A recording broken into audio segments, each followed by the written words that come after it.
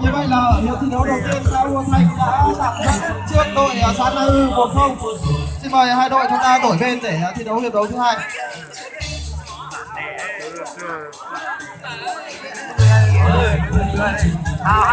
Đề nghị các đồng chí an ninh chúng ta giúp ban tổ chức cho các khán giả chúng ta lui ra xa một chút ạ.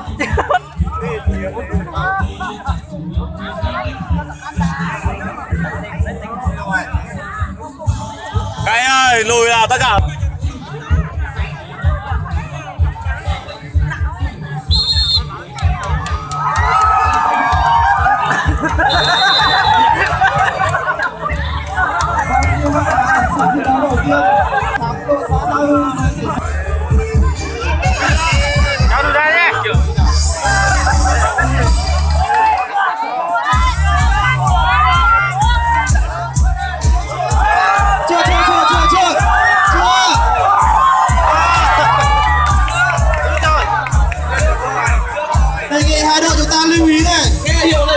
Ban tổ chức nghe hiệu lệnh còi của ban tổ chức, nghe còi của ban tổ chức ạ. Bao giờ chúng ta thổi còi nhá, bao giờ chúng ta thổi còi chúng ta kéo nhá, thổi còi mới được kéo nhá. Đúng rồi, phải cầm một cặp. Hai đội chuẩn bị.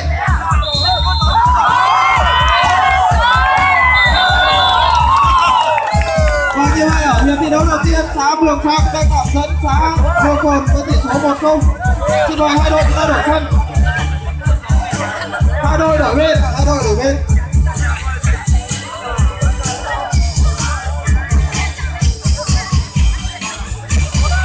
Xin mời các khán giả chúng ta vui lòng lui ra một chút đi ạ. Mường Nhào và Hẹn Muông chuẩn bị.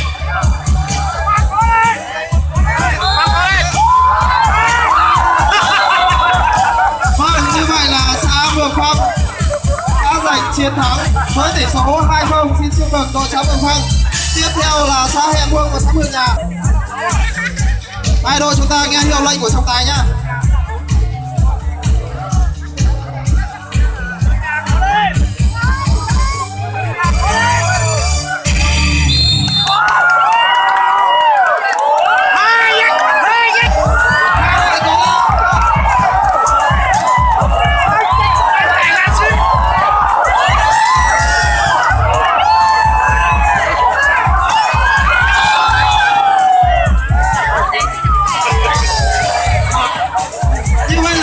Thi đấu đầu tiên xã Hẹn Muông đang tạm dẫn xã Mường Nhà với tỷ số 1-0. Xin mời hai đội chúng ta đổi bên để thi đấu hiệp đấu thứ hai.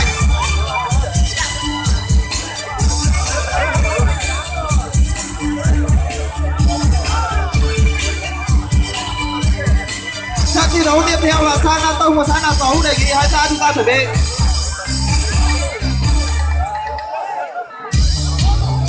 Chúng ta nghe hiệu lệnh còi của trọng tài nhá.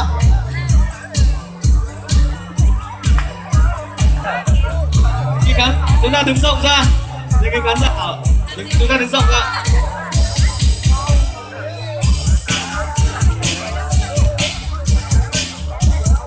Hai đội chuẩn bị.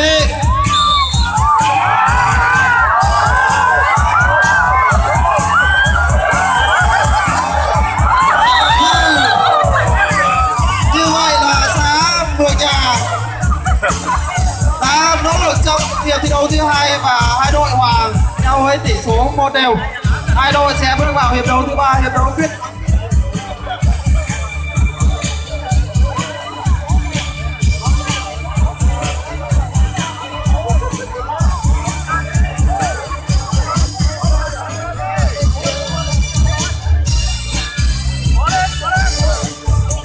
Tiếp theo là xã Na Tông và xã Na Tấu. Chúng ta chuẩn bị. Hai đội chuẩn bị thi đấu hiệp đấu thứ ba.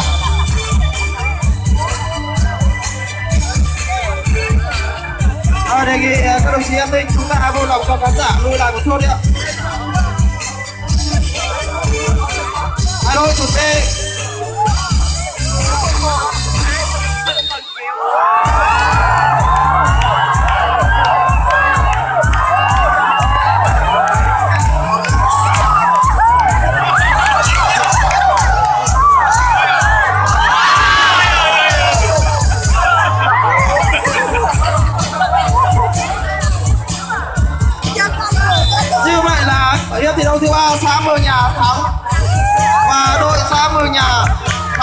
Hương với tỷ số 2-1.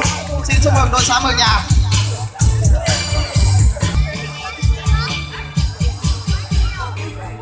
Xin mời hai đội chúng ta chuẩn bị. Hai đội chuẩn bị đúng chưa?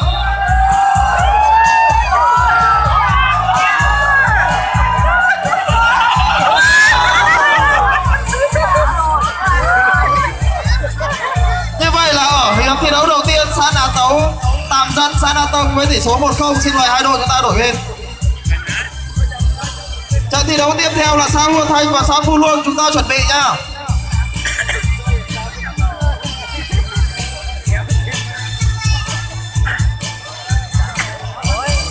Hai đội chuẩn bị.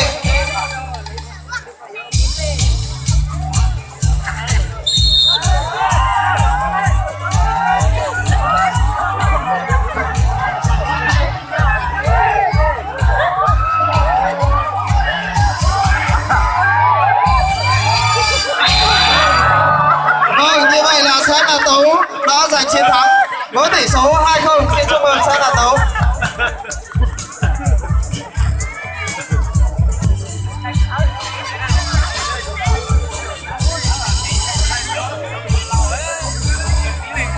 Hai đội chúng ta chuẩn bị.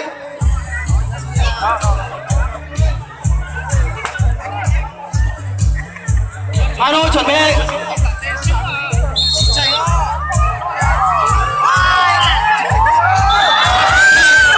Hiệp thi đấu đầu tiên, xã Phu Luông đã giành chiến tạm dẫn với tỷ số 1-0. Xin mời hai đội đổi sân.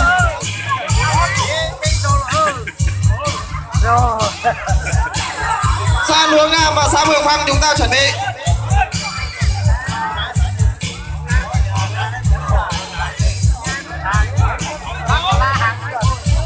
Hai đội chuẩn bị. Kính thưa quý vị, là cùng với tất cả các hoạt động thi đấu trong buổi sáng hôm nay, Điểm thi đấu thứ hai, trưng bày triển lãm giới thiệu sản phẩm xã công ở hai đã bên giành lại chiến thắng và hai sân đội của bản hòa một đều. Xin được Xin mời hai đội chúng ta bước vào thi đấu hiệp đấu thứ ba, hiệp đấu quyết thắng. quan trải nghiệm. Xin mời hai đội bước vào hiệp đấu thứ ba, hiệp đấu quyết thắng.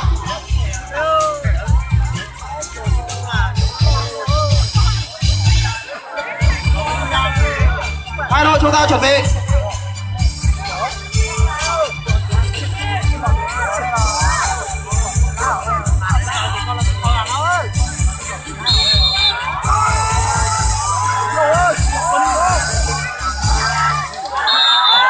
Vâng, xin chúc mừng xã Hua Thanh. Xã Hua Thanh đã giành chiến thắng với tỷ số 2-1. Tiếp theo xin mời xã Núa Ngam và xã Mường Phăng.